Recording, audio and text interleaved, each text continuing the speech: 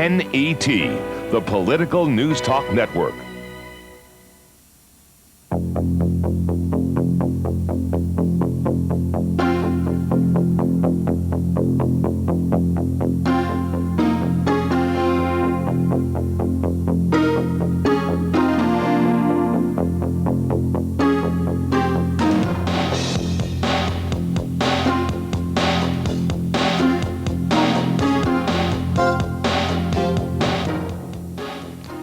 Welcome to The Right Side. I'm your host, Armstrong Williams. You know, when I was growing up in Marion, South Carolina, during the 60s and the 70s, I mean, there was a lot going on in the 60s. There was the civil rights movement where men were fighting for equality in this great country called America. People would assume that the most prevalent thing on our minds during that time was civil rights and equal opportunity. But I got to tell you, when I was growing up in South Carolina, the thing that was foremost on my mind was the threat of nuclear war coming from the Soviet Union. I remember there was this movie that they had, and they had these fallout shelters of how you can survive a nuclear attack. And I mean, it was always in the paper that the Soviet Union and America, there was such a thing called the Cold War. They were not getting along. And I got to tell you, I was pretty petrified. And I always wondered if America could ever survive the Cold War. Would I ever live to see the collapse of the Soviet Union? I never would have dreamed that within 20 years, when Ronald Reagan became president of the United States, I think his most important contribution as president was that he brought down the walls of communism in the Soviet Union. And I got to tell you, for someone who's young and who enjoys life and who loves this country and want opportunity for my future kids, I got to tell you, he should be saluted and hailed for that, because I don't think people understand what it means to have the threat of nuclear war hanging over your head. You know, tonight we're going to take a look at the national security of this country. I wonder sometimes, do we feel safe?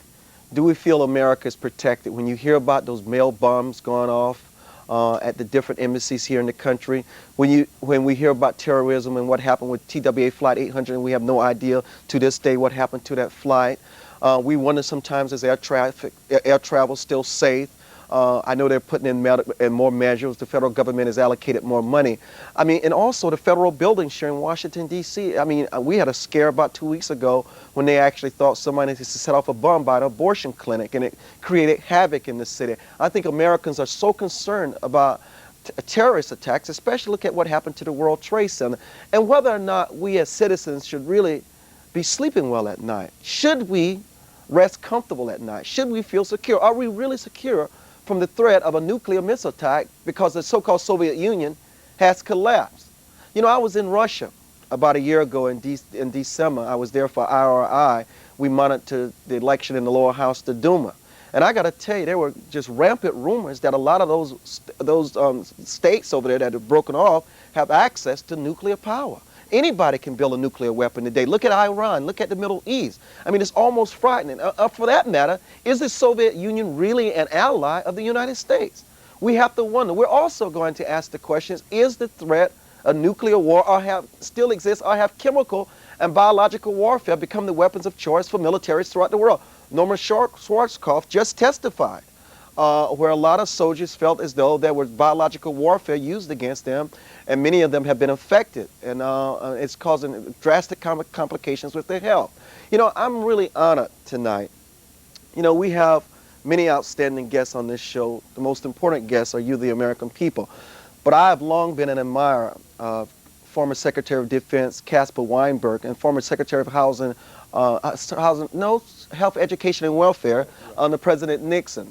I've just been a long admirer because I remember Mr. Weinberger brought us Lebanon. He brought us Grenada. And it was he who was at the helm when Prime Minister Thatcher invaded the Falklands. You were our Secretary of Defense, and we're really honored tonight to have Secretary Weinberger as our guest, and also Robert Freer, who's a Washington lawyer, who is no stranger to the right side. He has been a guest before. And in addition to national security tonight, America, we're going to be discussing other important issues that need to be addressed by our government as this nation heads toward the 21st century. Now tonight, our very distinguished guests have put their John Hancock on this new book, Finding Our Roots, Facing Our Future, America in the 21st Century. And let me just say, before we go to break, let me just say again, Mr.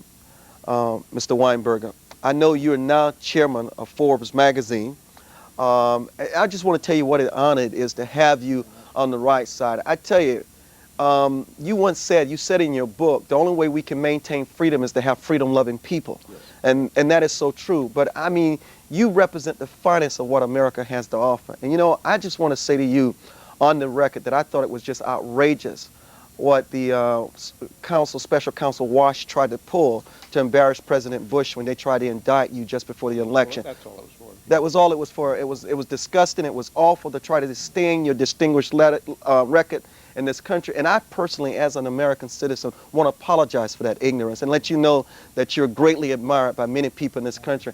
And Robert Freer, it's a pleasure having you on. And when we return, our guest, the Honorable Caspar Weinberger, he's the former Secretary of Defense under President Ronald Reagan and Secretary of Health and Education and Welfare under the person I consider to be the most important president of the last century, Richard Nixon.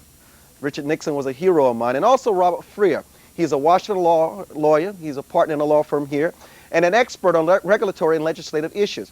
Robert Freer is also the editor of Finding Our Roots, Facing Our Future, and Secretary Weinberger is one of the distinguished contributors to this eye-opening book about America in the 21st century. When we return, we're going to present to you these two very distinguished gentlemen. And like I said, the former Secretary of Defense, Cap Weinberger, they're live in the studio. We're going to open the phone lines. We want you to ask your questions about whether you feel safe or not. Do you feel that you're secure? Do you feel there's still a threat of nuclear war? Or are you more threatened by biological warfare? This is The Right Side. I'm Armstrong Williams, your host, and we'll be back at 1-800-5000-NET.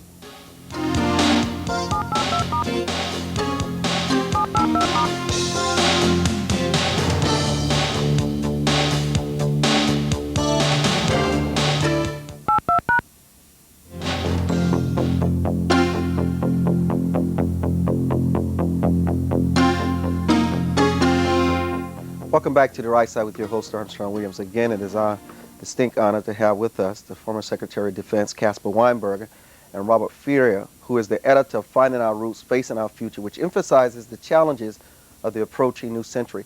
You know, Mr. Weinberger, if I may address you that way, let me ask you, do you feel that Americans have reason to sleep secure at night?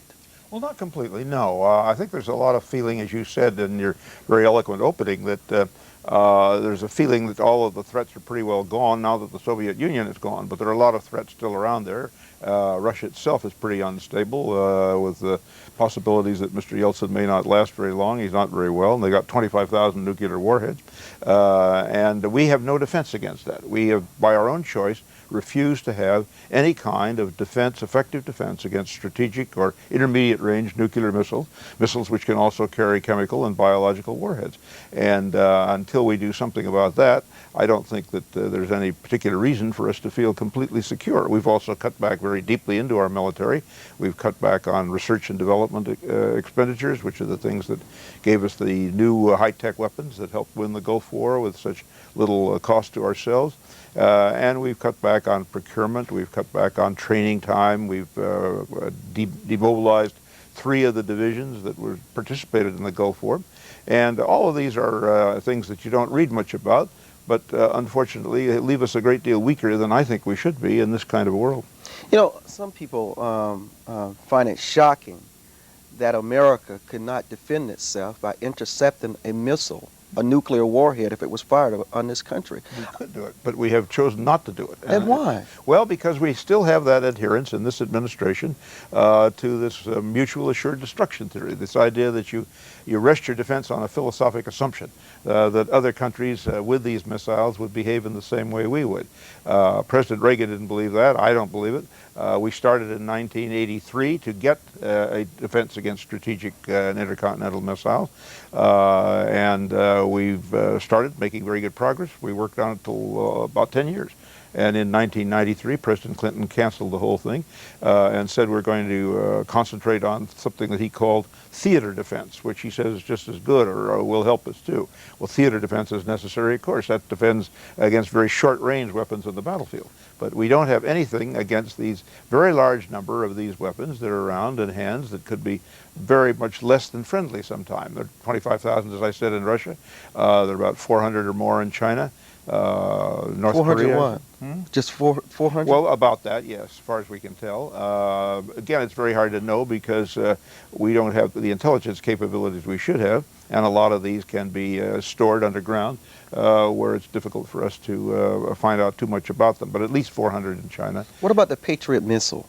That was a big deal during the Gulf War when they were able to intercept. Right. And, you know, we only got that because there was a tremendous fight in Congress, and it was defeated in the House and the Senate under the leadership of a young senator named Dan Quayle, got it put back into the conference. It's a defense, and an effective one, against very short-range missiles like the Scud that the Iraqis were using in that war. We have now a more effective one.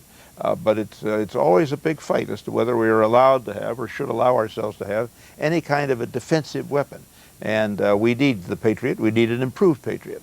And a lot of the appropriations have been very drastically cut back for those things. Robert Freer, Finding Our Roots, Facing Our Future. What is the message of your book, and why did you write it? And why is it so critical today? Well, in part because I had the good fortune 27 years ago to be the assistant to this gentleman to my left. I have had a deep love of policy formulation and have followed it, been very much part of policy formulation over a number of years. And, you know, about a couple of years ago, I started to be very conscious of the fact that we really are racing towards the next century which begins a new millennium. And I thought, you know, wouldn't it be really interesting to go back and take a look not only at the defense issue, the issues of national security, but other issues that were key in the founding of our country that were debated by our founding fathers, and go and take a look at exactly how they felt, what was really going on at that point in time as we looked at such issues as federalism, national security, formulation of foreign policy, interstate and foreign commerce, welfare, administration of justice, what I call financing the dream, that is public finance, looking at issues such as ethics and responsibility and the role the citizen was to play in this republic. And that's what we did. It's taken about 2 years, and there are more than 30 authors in the book. A prominent section of the book is the one we've been talking the most about, which is the section which deals with national security. But these other sections are there too. And what I've tried to do essentially is to have a policy book. Policy books tend to be rather dry. A policy book that would engage you, one that basically the public could pick up, they could read a section at night, they could be related back to where we stand and understand the great adventure we're on and how far we've come as a result of the strong leadership that we received over the years, but especially from our founders. And that's really what the motivation for the book. Former Secretary Weinberger, I got to tell you, Netanyahu concerns me. It's a really dicey situation in the Middle East. If you had been in Warren Christopher's shoes, would you have done anything differently in terms of your advice? Well, I used to have a habit when I was in office of never answering a hypothetical question, and I can't imagine anything more hypothetical than my being in Warren Christopher's shoes. But are they doing the right thing? I think that what we're trying to do basically is the right thing. We're trying to get a lasting peace in the Mideast, and we're trying to do it in ways that will bring the actual participants, the moderate Muslim countries of the Mideast and Israel together. And very great progress was being made on that during the lifetime of Prime Minister Abid. I think it was Disraeli said that the assassination never changed the course of the world's history. I think assassination might have changed it in that case, because after Rabin was killed, there didn't seem to be any desire or anybody with the sufficient leadership qualities to go into a peace and make the kind of mutual concessions that have to be made if you're going to get a peace. I hope that that's starting again. There are some slight signs of it, and I hope that is. Mr. Netanyahu was elected on a platform of virtually no discussions that involved any concessions by his country. Maybe that's changing now. It seems to be. But it is important to have peace there, and I think we were right to try our best to try to get it. I don't think we were all that effective, but I think that it was certainly right to try. Armstrong, if I could just interrupt here. Whatever policy that you have, it has to be credible. So whether or not the policy being formulated and being put into action is the correct policy, if it's not credible, then indeed it's the wrong policy by definition. So are you saying it's not credible? I'm saying that indeed there's a real question as to the credibility as detailed in the book. If you take a look essentially at what has happened to our ability to project force, we have really cut not just into flesh but into bone in the last number of years. I'm afraid that's right. If we had to do something like the Gulf War again in a couple of years and we keep on this budgetary path that we're on now, I don't think we could do it. The force that won that war is largely gone. We demobilized 3 of the divisions that participated in it. In that war, we sent overseas about 567,000 troops. It was a major logistical triumph. I don't think we could do that. We don't have the air and sea lift anymore, and if we sent that many troops over, we'd have absolutely nothing left in the United States. And that's an indication of how far down we have come and how quickly we've come, simply because military spending is considered to be not very popular politically. And we're down to 3% of GNP. You know, that's pre-World War II. Man. Robert Freer and Caspar Weinberger are our guests. We're going to try to slip in a phone call here. We've got many people who want to talk to you, Mr. Secretary and Robert. 1-800-5000-NET. Let's go to sunny Florida and speak to Bob. Hi, Bob, and thank you for calling. Thank you. It's really a pleasure and an honor to talk with you, Armstrong. I just wish to God that we had more people like you and Thomas Sowell, Walter Williams, Alan Keyes, and so forth. But you were saying that in the 70s and so forth, growing up, that you never envisioned the breakup of the Soviet Union.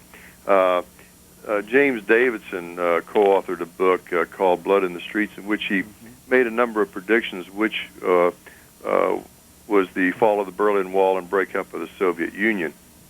He also wrote another book called The Great Reckoning, in which he talks about some issues which I think would be very entertaining or informative for your program someday. But I'd like to ask one of your guests whether or not they feel as though there is a great deal of risk from smaller transportable nuclear weapons. I'm not very familiar with that area, and certainly from biological weapons. Okay, we're going to answer Bob in Florida when we return. We need to take a break. Our guest is Robert Freer and former Secretary of Defense under Ronald Reagan, Caspar Weinberger. We'll be back at 1-800-5000-NET.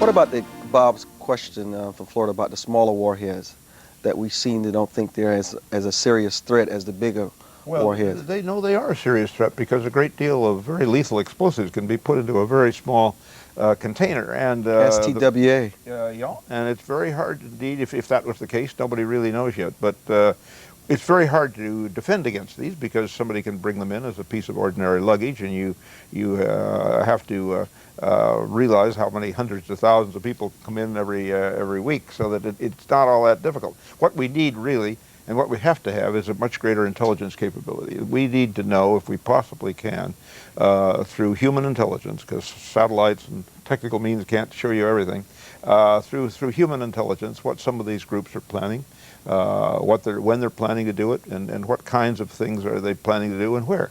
That's a lot easy to say. It's not easy to do, but we've hurt ourselves over the years by reducing very substantially and degrading our human intelligence capability. There are a lot of people were told during the 60s and 70s that spying is a dirty business. We shouldn't engage in it. But the fact of the matter is, it's our eyes and ears, and we have to know about it. If we had a greater human intelligence capability, we'd have more chance of defending against the small, easily portable weapons that could be brought in and do an enormous amount of damage. Caspar Weinberger, former Secretary of Defense under Ronald Reagan, and Robert Freer are our guests. You know, your book is much more than just about nuclear weapons, national security. I thought Pat Robertson had a fascinating chapter in the back of the book on evangelical heritage. He did, and there are some. The book is very broad. And Ed Meese had 3 chapters in the book. Ed had 3 chapters on administration of justice, judges deserving of our Constitution, and indeed Pat's chapter, which is on our evangelical heritage, is very important because I think it corrects some misinterpretations as to what our history is.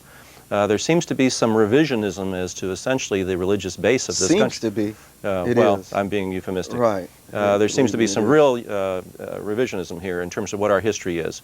Pat goes through that. He takes you through almost by the hand and really shows you the importance. And you know, you can really track the downturn in this country from the 1963 decision regarding prayer in school. You can actually, from that time, you can just track the increase in violence, the degeneration in our communities. I think it was a wrongly decided decision, and indeed, it has had just deleterious effects on our country. 1-800-5000-NET. I know, Mr. Secretary, you're always asked about national security and defense, but I want to ask you, how important is morality in all this? Oh, I think there's no question about it. It's very important, and people talk very loosely of family values, but I think what most people have in mind are the values on which the country was founded. And I say at one point in a little bit that I put together for the book that freedom-loving people are the people who are best equipped to defend freedom and peace, and it's because they've known freedom, they've known what kind of a free society, what benefits it can bring, and they're willing to fight to keep it. We do have to have a government that joins them in that, and that's equally important. But the fundamental values on which the country was founded, exemplified in the Declaration and the Constitution and all of the early doctrine, those are very vital even today, and they're fully as important and as relevant today as they were when the country was founded. Leonard in Florida, thank you for your patience. You're on the right side. Mr. Armstrong, I think you have a very, very, very good show today. However, I would like to ask the Secretary if he really thinks that we won that Gulf War. I mean, you do know, sir, that we have in excess of 40,000 that are gravely ill and more of them getting sicker by the day. You do know that no one wins in a nuclear war, sir. Leonard, no one wins a nuclear war. Thank you for calling. Let's give him a chance to respond. Thank you. Yeah, a nuclear war cannot be won and should never be fought. That was always our motto during all of the years that I was with President Reagan. And the Gulf, I don't have any idea what figures you're quoting from. I'm really not familiar with that. I know there are a lot of people who did come home with an illness, and I think the important thing is not so much how many as the obligation that we have to take care of these people for the rest of their lives and their families. That's an obligation that the country owes to them, and I hope we're going to fulfill it. I think we won the Gulf War. I don't think we finished it quite the way I would like to finish it. I'd like to have had Saddam Hussein in jail in the cell next to Noriega. But I think that we did completely defeat his military in a matter of less than 100 hours. And it was largely because we had not only superior equipment, but superior people. 1-800-5000-NET. Let's go to Georgia, where John is holding. Hi, John. Hi, Armstrong. I enjoy his show a lot. First-time caller. I was wanting to call on, tell you about Reader's Digest. Got 2 excellent articles. One's Defenseless Against Missile Terror, and the other one's To Russia with Cash. And it's basically telling how we're sending Russia all this cash to help their money problems out, and they're using it to upgrade all their nuclear and chemical weapons.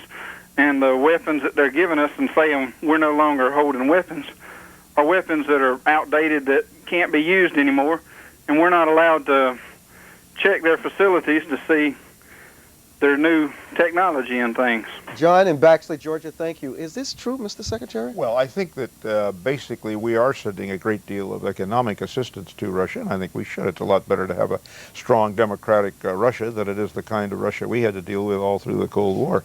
My worry is that a lot of that money we're sending is not being monitored to see that it is going for economic assistance and to see that it's not being used, as the caller suggests, for other purposes. There's no doubt that Russia is still working frantically to get a defense against strategic nuclear missiles, which we've given up, and there is no doubt that they are refusing to carry out some of the agreements they made with respect to disarmament and destroying their own nuclear missiles. All of these, I think, are reasons why we should be a lot more careful in dealing with them than we have been in the past. I don't think we should allow Russia, as unfortunately I think the Clinton administration has done for too long, to dictate who should be a member of NATO or not. And I think that these are things that we need to look into. We have sent economic assistance. I'm all for it. But we have to make sure it goes for economic assistance. Kay in Wyoming, you're on the right side. Hi, thanks, Armstrong. You're welcome. It's an honor to speak to your guest today. I have a couple comments on the Middle East and a question. The problem with our Middle East policy, as I see it, is that we don't have one, and the Europeans are taking advantage of this situation. And Armstrong, I'm more optimistic about the Middle East peace because I know that most Israelis have come to the conclusion that a Palestinian state is inevitable. If you start reading the information from there, you'll see that. And I think Netanyahu and his talks with Arafat have actually brought this about. But my question is about Madeleine Albright. And I'm wondering, Hanan Ashrawi was delighted when she was nominated, and the rest of the Arab world was hysterical. So I'm wondering, how will Madeleine Albright affect the Middle East peace, our Arab relations, and is she going to be eager to send troops to the Golan and in some of the trouble spots in Africa? Kate, thank you for calling, Mr. Secretary.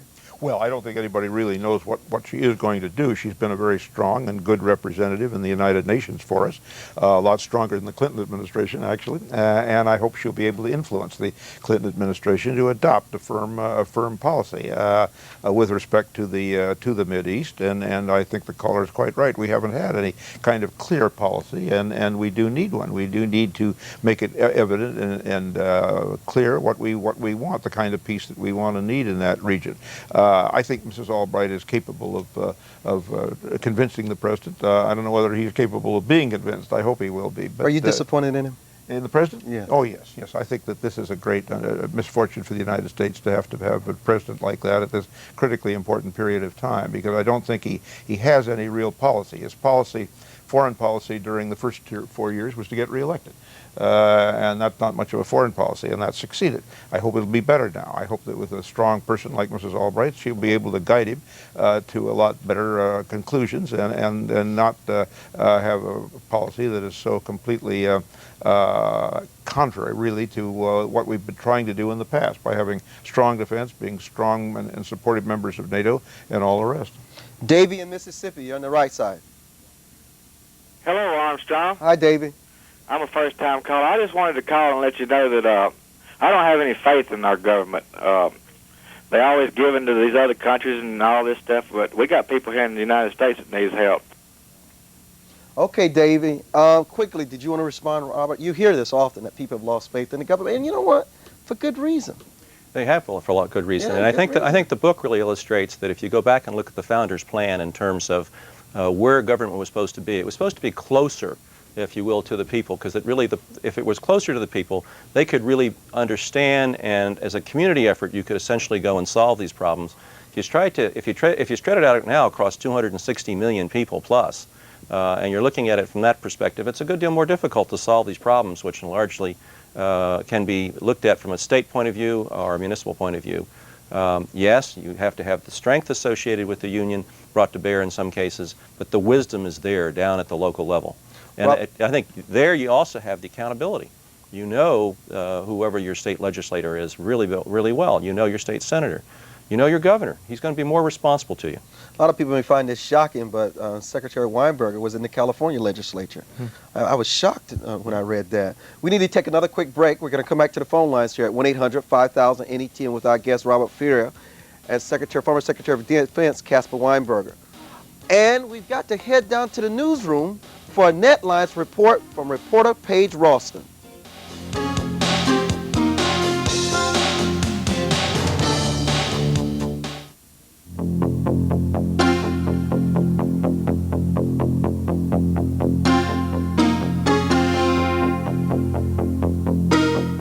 This is The Right Side, and I'm Armstrong Williams, your host. You know, what about sexual harassment in the military, Mr. Weinberger? Does that sicken you? Well, obviously, it's happening in a great many other communities beside the military. It's happening all over the country in one form or another. And I think it obviously should be punished. The people who are responsible should be rooted out and taken out of the military. I don't think, however, that we should allow a few very bad apples to tarnish or to tar the whole military. And a lot of people seem to assume that the entire military is filled with people who do this, and that's absolutely wrong. I think these people who do it need to be punished, and I think they are being punished, and I think that they're being thrown out of the military. But it's a very bad factor, no question about it. But it doesn't change the fact that we have a splendid military filled with extraordinarily fine men and women, and they're serving us and doing this difficult and dangerous job for us very, very well, and I'm very proud of them all. Susan in Florida, you're on the right side. Thank you, Armstrong. A great program. Love to hear it, and I really like Caspar Weinberger. Thank you. But I wanted to say something. I'm not worried. I'm 76 years old. I'm not worried about another country sending nuclear bombs over here. I'm just sick and tired of hearing about little kids in school with guns shooting one another. I'm afraid to walk down the street. I mean, let's start right here at home and start teaching morals. Get the prayer back into school. Let's get the parents back onto these kids. You know, I feel so sorry for the little ones. They're living up a life of fear. They don't know what to live in a great country like we have. It's wonderful, but not today. Susan, thank you for sharing that with us. Obviously, more people die from gunfire here on the street than they've died and than we've lost in the war. I think she has an excellent point. Let me go back to foreign affairs a minute before I go to Paul in Michigan. How serious of a threat is China? Well, China is a very mysterious country. We know really very little about what actually is going on there. It's an enormous country. They have huge resources, very, very large military. When I was in office, I went over 2 or 3 times at their invitation to talk with them about how we could strengthen their defenses against this long Soviet border then. And they had a very, much different approach. Now they have a very aggressive approach. They're trying to get forces that aren't just defensive, but are able to project their power. They've dropped some missiles in the waters around Taiwan in a very crude effort to influence that presidential election. And they have a very large arsenal of all kinds of weapons. I think that we have to be ready to make sure that they understand that we have the military strength and the will, the leadership will, to prevent any kind of aggressive acts against our friends. And I'm not sure that in the last 4 years we've correctly given that impression to other countries. Do you think, what do you see as Secretary Cohen's greatest challenge as the new Secretary of Defense? Well, I think persuading the President to let Secretary Cohen be the kind of good secretary he can be. I was very lucky. I had a Commander-in-Chief, President, who understood the importance of the military and genuinely valued it and respected it. I'm afraid we have a Commander-in-Chief now who not only doesn't understand it, but doesn't really understand its importance and frankly doesn't like it much. And that, I think, is a very sad thing for the country. Has he ever called you? No. Well, I wouldn't expect it. I would. But Secretary Cohen is very able. He knows the issues. He's been on the various committees, and he understands these issues very well. And if he can persuade the President that we really need more resources for the military, and we need to build up our research and development, and we need to build up our strength and size and training of the troops, he can perform a very valuable service for the country. I hope he can be that persuasive. Armstrong, I'd like to respond to that last caller.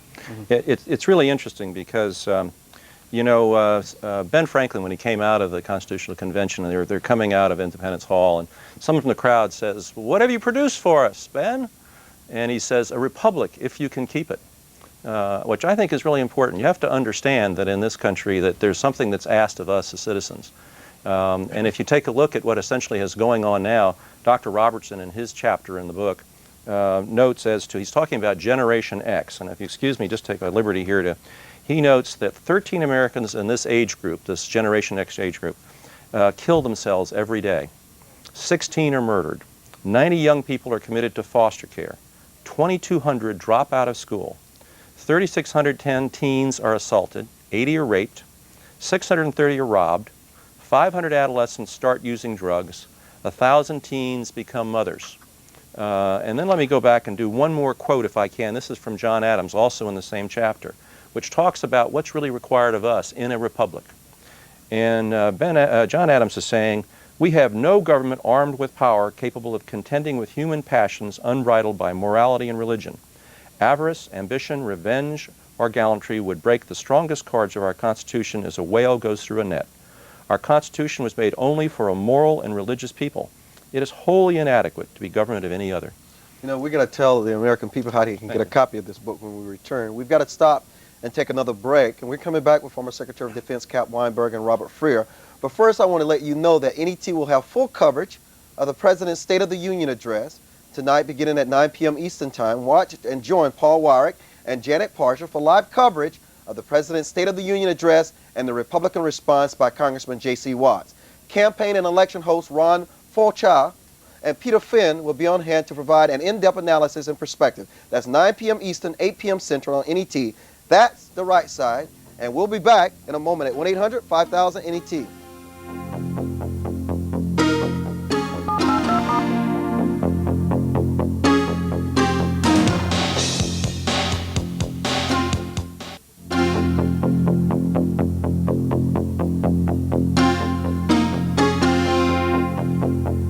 Mr. Secretary, before we go to the phone lines, do you feel we should be spending more money on the strike fighter or missile defense? I think on missile defense is the first thing we have to have. We have a very good fighter down. We need more modern ones, of course. But on a priority basis, and because of the time involved, I think we should concentrate heavily on missile defense. I think we need it. And I think if we don't have it, we're going to be put in a very, very difficult situation someday by nations that have it and know that we have no defense. Paul in Michigan, you're on the right side. Thank you for answering my call. I have two questions for Mr. Weinberger. Will China replace the old Soviet Union as our main military threat in the future? And will China ever look maybe towards Russia as new land for them to conquer, since the Soviet Union, their army has disintegrated, basically? Thank you, Paul. Well, I think that China is very likely to want far more in the way of trade and growth and economic development than they are any military conquest. But we can't overlook their capabilities, which is enormous. We can't overlook the fact that they have still covet Taiwan, and that they could get into situations which would require us to defend against any aggression they might practice. But I think there's no doubt that there is a potential threat there, and I think it's important for any country with a potential threat to know that we're prepared, both from the point of view of leadership and from the point of view of military capability, to deal with it. Arnold in Florida. Thank you. You're welcome. I was in World War II and Korea. The last man got killed in Korea was my operations officer. And this country's being taken over by illegal aliens today. And I've said put the United States Army and the Marine Corps on the border from California to Texas and keep them out of here.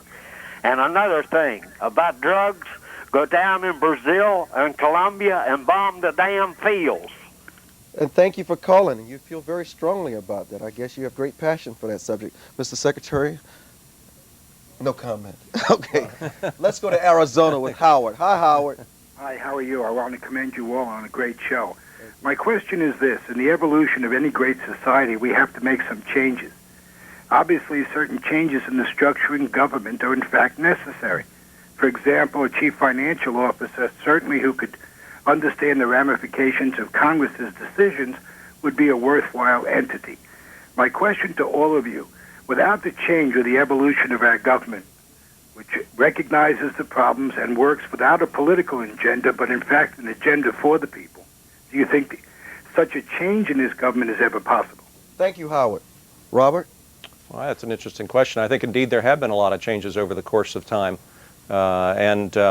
I'm not quite sure what you have in mind in terms of a change, but certainly our founding fathers never conceived of the CBO, the Congressional Budget Office, or even the Office of Management Budget, which is really Secretary Weinberger's idea, because indeed that's where he modeled it from. Again, the states, using the states as our laboratory for finding things which work at the federal level as well. So yes, I certainly think that anything that's conceived by man can be, you can conceive indeed that indeed it may come to pass. But again, the genius of our forefathers in providing these checks and balances make sure that that we don't end up with something that we rue the day of in the long run, because we can we slow it down. Bob in Falls Church. Oh, yes, sir. How you doing? Fine. My thing is that I'm getting a little bit nervous here, but I voted a straight Republican ticket, and I'm a Republican conservative, and I'm really dissatisfied with the Republicans because they will not stand up and fight back against the Democrats and all they've done to us. Bob, That's one thing. Bob, thank you for calling. Adrian in Florida. How you doing? Fine, thank you for asking. I wanted to begin by saying God bless President Ronald Reagan, and to you, Mr. Weinberger. And Mr. Weinberger, I wanted to ask you how you felt when you seen the bodies of our brave soldiers being dragged to the streets of Somalia.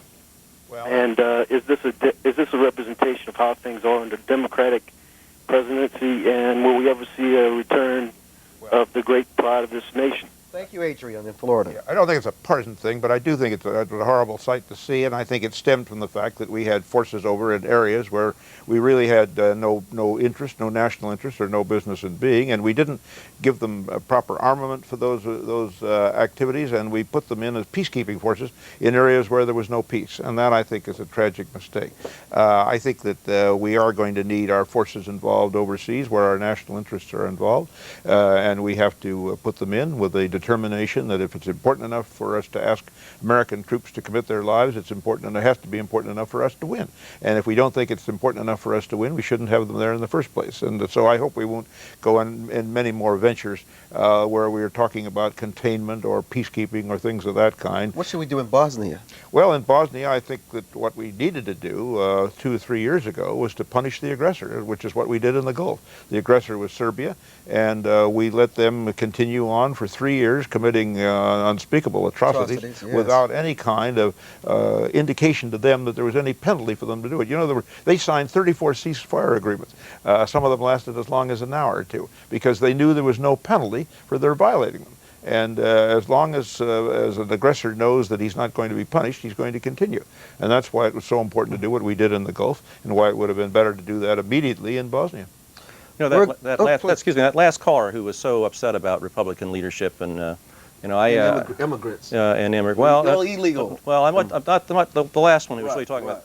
You know, this book was really an attempt by me as well to sort of balance those people who are conservative. I won't call it Republican, but people who are conservative, who are well known and who have well-developed views, with those who are, I won't call them quite a farm team, but are the younger men and women, if you will, who are conservative, who have strong views, who also have the ability, if you will, from their experience, to provide leadership as we go into the next century.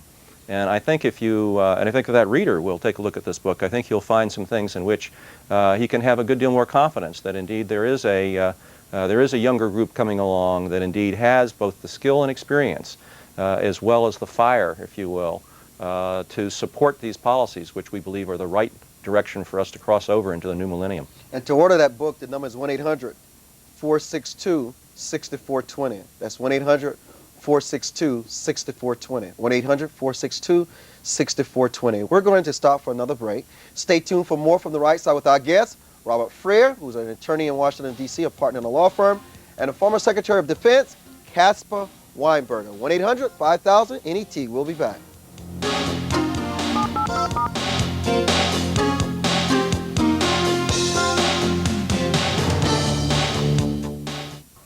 We're back. Darren in Minnesota, you're on the right side. Yes. Being the communists as aggressors, like China and Russia, I've heard that China has increased their military spending by anywhere from 40 to 140%, and Russians have never stopped making weapons the whole time, and North Korea is starving. They're not going to have enough food, they say, this year. With all these, if these countries align against the United States, would the United States be able to defend itself? Thank you, Darren. Well, we have a hard time now, without any question, if they put all of their military forces together. I think the chances of that happening are a little slim, but I think that we do have to be ready to deal with any kind of contingency, whether it's slim or not. Pearl Harbor wasn't considered very probable or likely when it happened, and we weren't ready for that.